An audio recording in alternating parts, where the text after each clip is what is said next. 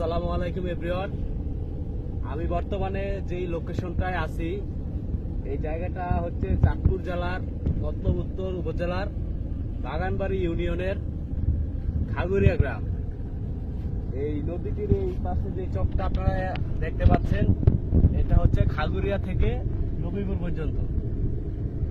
আমি আজকে এখানে দু চারটি কথা বলার মেন উদ্দেশ্য হচ্ছে এই নদী ভাঙনের জন্য।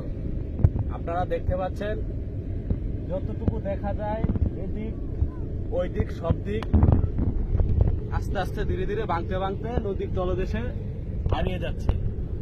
যদি এভাবে হতে থাকে তাহলে যে কৃষি জমিগুলো আছে এই কৃষি জমিগুলা এক সময় নদীর তলদেশে হারিয়ে যাবে।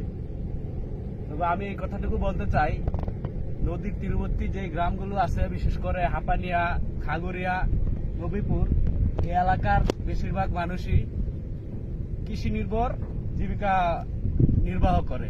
কৃষি তাদের জীবিকার একটা মেইন অংশ। তো এই জমিগুলা যদি এভাবে ভাঙতেই থাকে তাহলে আমি মনে করি এই খাগুরিয়ার যে চক